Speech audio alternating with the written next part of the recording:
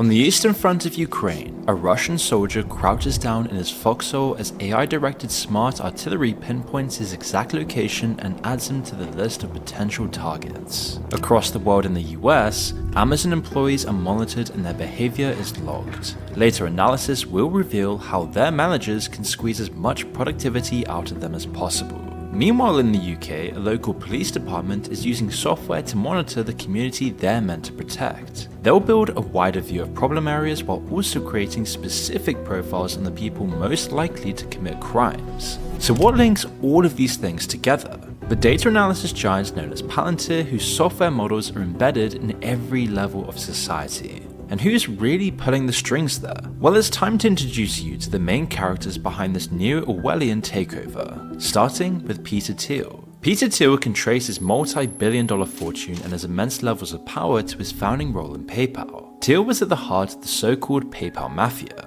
You might know some of the other members, the creators of LinkedIn, the co-founders of YouTube, the CEO of Yelp, or even Elon Musk. Now, lots of future technocrats involved with PayPal learned key lessons at the company, lessons which taught them how to make far more money from their own endeavors later on. As the one CEO of PayPal and one of its biggest shareholders, Thiel was a central figure and he was no different. Of course, Thiel has been well known as a visionary investor for quite some time, with a lot of his reputation coming down to how he was the very first person to invest in Facebook. His $500,000 angel investment was estimated to have been sold for over $1 billion when he finally left the company. However, for years, Thiel was also certain that underwater homes were gonna take off and he put millions into companies pushing these pipe dreams. So they weren't all winners as you'd expect. But at PayPal though, Thiel learned about the importance of data and data analysis. You see, it all revolved around one of the biggest problems for PayPal when they were just getting started: fraud. A former marketing director called Eric Jackson wrote that the company was losing $2,300 every single hour to fraud at one point in its rise. At first, the company used the same methods as traditional banks to try and stop it, but the international, digital, and instant nature of the service they offered made this untenable in the long run. And so they needed some Silicon Valley innovation. One new method was the early adoption of what we now know as capture technology. While offering little resistance for regular users, it was a big hurdle for malicious bots and cyber attacks the company had lost so much money to before. But the one that really caught Peter Thiel's interest was called Igor, after a scammer who had taunted the company very early on in its history. By analyzing small details and detecting almost imperceptible patterns in the data from new users, Igor could detect likely fraudsters and pass that info on to PayPal's employees. This one program laid the groundwork for a company that would change the face of the entire world, and it was all down to the way that they solved the problem. PayPal, unlike the entrenched banking world, had access to all of their data in one place. The issue was that they had far too much of it to make sense of. The digital transactions, the endless details of how much was sent and where and who by and the patterns it created, it was all far too much information for a human mind to make sense of. But with PayPal, all of this was in one place, and they had used new technology to make sense of it. But other companies and institutions had multiple databases, lots of different types of information, all separate from each other. And so it was nearly impossible for them to get real accurate information from it all and turn it into an actionable strategy. And that's where Peter Thiel would come in. His idea was relatively simple really. He would use his newfound millions to create the best and most efficient data analysis company on the planet. It wasn't a unique idea at the time, of course, but the way that Peter Thiel went about creating it was. While other Silicon Valley types, and even his ex-colleagues in the PayPal mafia, stayed within the Silicon Valley bubble, he chose to branch out. His new company Palantir wasn't going to take the same steps that other companies would. Founded in 2003, they were going to blend two very different, almost antagonistic worlds together. The first sign of this was who Peter Thiel and his other partners chose as the new CEO for the company, a man called Alex Karp. From the outside in, Alex doesn't look anything like the standard Silicon Valley CEO template. Instead of a computer science degree from Harvard, he had a philosophy PhD from Frankfurt. He's also eccentric, or at least that's the image he likes to put forward, with his long, wiry grey hair and obsession with Tai Chi. But what's most different about him is his politics. Coming from one of the most left-leaning philosophy courses in the world, and having studied under some of the most prominent academic Marxists, you wouldn't expect him to be running a company like Palantir. It strikes a stark contrast to Peter Thiel's public politics as well, as he professes to be an ardent libertarian. And then the circumstances only get stranger when you learn where Palantir really started with their business. In 2003, 2 years after the attacks, the atmosphere was still one of fear and aggression in America. Maybe Peter Thiel and Alex Karp and their fellow founders could take PayPal's anti-fraud framework and apply this to national security against similar threats. If they had actually done this before the attacks, they might have spotted the strange pattern of trained pilots taking flights into the US from high-risk countries, or the movements of known insurgents before the attacks themselves. Prevention beats a cure, and having the relevant information put in front of human operatives could have stopped the entire tragedy before it ever happened. And so you could see how this would be a very tantalizing opportunity for the US. But at first, nearly all of Palantir's early capital came from Thiel's own pockets, tens of millions over the first few years. Silicon Valley and private hedge funds laughed them out of their offices. While they did have the name recognition, nobody wanted to get involved with national security. In their eyes, it was an old, decrepit industry, a relic of a much more brutal, primitive world. Some of the only outside money came from what would end up being Palantir's most important investor, the CIA. Through their relatively new venture capital arm, In-Q-Tel, the CIA kicked in a few million to get the ball rolling. Really, this paled in comparison to what Peter Thiel had paid in, but it was the context and the place in the industry that was really important. The vote of confidence meant Palantir was integrated into the establishment from the very beginning. Meanwhile, they brought an innovative new look at security problems that stunned most of the big names in the industry.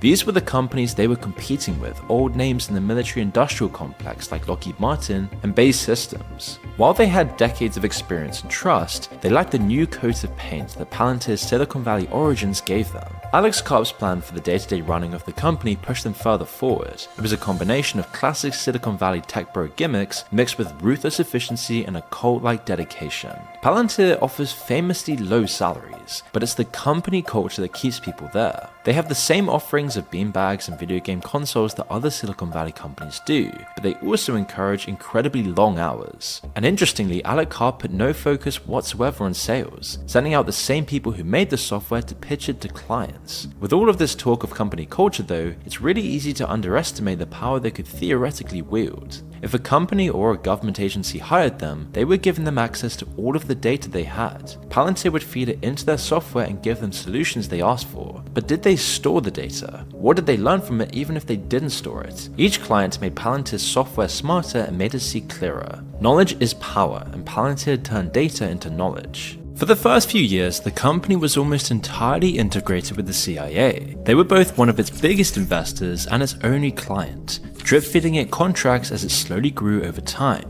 Lots of this early work was based around in-house data management. The CIA already had plenty of information, they just needed someone to link together and consolidate their separate databases. Then the project expanded to their government organizations and Palantir integrated their information as well. All of this was then put into a unified platform, which government employees could easily access with the right clearance. Though the first real test came with the war on terror, there's no other arena where data and knowledge is more important than military intelligence. It was especially true in the kinds of wars America was fighting where they lost far more men and vehicles to roadside IEDs than to enemy soldiers. Knowing who the insurgents were, the location of booby traps and where they were hiding was absolutely key. Palantir offered a solution. Using the data management technology they'd been developing, they could put together all the different sorts of information that the US was gathering. Drone footage, satellite imagery, reports from soldiers on the ground. It was all fed into their algorithms to figure out who was an innocent farmer and who was an enemy combatant. Palantir called it their God-Eye view. An account from Annie Jacobson's book First Platoon describes how this worked during the war in Afghanistan. Palantir had flagged what looked like an Afghan farmer because of one strange detail about him unlike most other Afghan farmers. He wore a purple hat. Over a period of weeks, an intelligence operative watched his daily movements, learning his patterns. At first, it did just seem too strange to be true, but then after seeing the man lay an IED by the roadside, it became clear he was working as an insurgent and a strike was scheduled. But when the day and opportunity came, something seemed off to the operative. The man they were tracking looked and seemed the same, but he was acting very slightly differently. If it was up to the software, he would have been blown sky high, but the operative knew something was off. Even though he was still wearing the purple hat, he just wasn't acting like he usually did. Just minutes before the final call had to be made, the real target emerged from his home and confirmed the operative's suspicions. The person they'd been tracking the entire day was someone completely different, someone completely innocent. With just moments to spare, the operative called off the strike. And it's these kinds of mistakes that were dangerously common at first. When they rolled back the tape, it turned out that a glitch in the camera system they had used made a different man's hat look purple, and that had caused the confusion. But over time, Palantir's systems got much more sophisticated. Soon, they began being able to accurately predict people's future movements. We know of all of this because someone in the loop talked about it after the fact, but we don't know how many mistakes they usually make or think they made. The data is just obviously not publicly available to us, but it hasn't stopped this technology developing incredibly quickly, and the effects are harder to see. Palantir may have well prevented lots of bad things from happening, but it might have also caused lots of them as well. All the mistakes they made and the patterns they saw led to real-world actions. Soldiers almost certainly interrogated innocent civilians because the system flagged them as untrustworthy. Harsh measures and military force will have made regular people more bitter and angry, pushing them towards insurgency. There's nothing to gain in making something more efficient if the war itself is useless and endless anyway, only creating more conflict later on. An endless series of wars is perfect for Palantir though, as it lets them test out their gadgets in various war zones across the world, optimizing their system to be as deadly and accurate as possible. And today, we can commonly find it in use in Ukraine and Gaza. And now, most of the job is just done by AI, with very little human intervention or decision required. A kind of chatbot-style program provided by Palantir offers up suggestions to commanders like a waiter making recommendations off a wine list. But they're also now getting into hardware, building AI-powered tanks and other weapon systems. And with the world going in the direction it currently is, it's absolutely no wonder why everyone's now talking about them and their stock has shot up dramatically. As this technology and integration with the US deep state would be enough by itself to make Palantir incredibly powerful. But it definitely isn't enough for Alex Karp, Thiel, or Palantir. Instead, they decided to turn their gaze inwards to use the same surveillance technology on the home front. Using these same systems, Palantir has been an essential partner of police forces across the West for years now. They've been most famous for their software that lets police departments engage in something known as predictive policing. In the same way that Palantir predicted which Afghan farmers were insurgents, they can also predict which regular people are involved with crime. Based on all the data that police forces have about people, they can draw up district or city-wide maps of where crime is likely to occur. They can then suggest patrol routes, where to station officers, and even which people to arrest. These systems often do nothing to actually counteract the inherent bias in the data they're given. When police patrol more often a given area, they find more crime and make more reports. That then gets fed into the system, which tells the police to invest more resources into that specific high crime area. But this is definitely not the worst part of the system though. You see, Vice obtained documents given by Palantir to a California police force they had a contract with in 2016, and the details were shocking. With their easy-to-use system, a police officer could simply type someone's name in and learn a staggering amount of information about them. Palantir would tell them what their email address was, their phone number, their date of birth, and their address. With just a license plate number, it could look at footage from public CCTV and figure out specific locations you'd been over a period of years, building up a complete pattern of movement. It could even link you to other people you spend time with and find out info on them as well. This is an invaluable tool in the hands of someone looking to control people. Both Orwell and 1,000 historical dictators couldn't have dreamed of a more effective tool for keeping track of their people's movements, patterns, and inner private lives. So aren't we lucky that our leaders are so much more responsible and trustworthy? Unfortunately, it isn't just policing either. Palantir has gotten its claws into every level of government.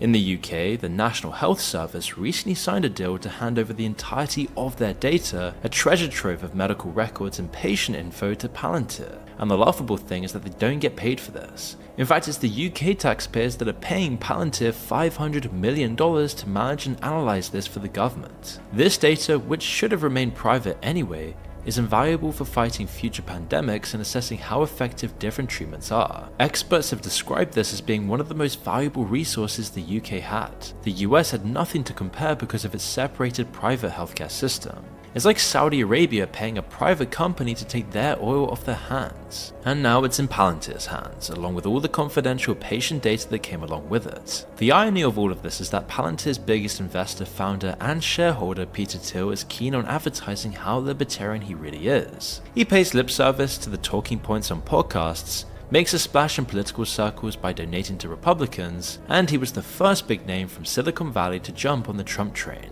We're voting for Trump because we judge the leadership of our country to have failed. Now that someone different is in the running, someone who rejects the false, reassuring stories that tell us everything is fine, But the fact is though that this all runs completely counter to what he does and who he really is. He literally owns the company that's pioneering the new deep state, an unholy union between Silicon Valley privacy invasion and deep state power. It isn't just taking over the world, it already has. And now Palantir's coming out of the shadows with their IPO and their public contracts with big banks and corporations. All of Carpenter's political theatrics are a smokescreen for their true place in the power structure. The maintenance and extension of the surveillance state is a bipartisan issue for them, one of the only things they agree on. Those in power, be they Democrats or Republicans, Labour or Conservatives, are always pushing it a little bit further. This is why Palantir has grown so quickly and will grow even larger over time. They fit right into the same mouldy old power structure, increasing its reach into people's lives. Meanwhile, they profit from conflict, chaos, and fear. Even their name makes reference to this, Palantir. In The Lord of the Rings, the Palantir were magical orbs which could be used to see things across great distances, like an all-seeing eye.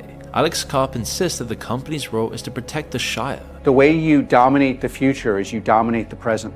I want America to be American in 1,000 years. And they often boast about all the tragedies they prevented over the years, but people never asked for their sinister protection. We don't even know the extent of how much freedom we've lost because of all of this. Meanwhile, both Karp and Thiel have enriched themselves to the tune of billions of dollars, and the stock market is going absolutely crazy for Palantir.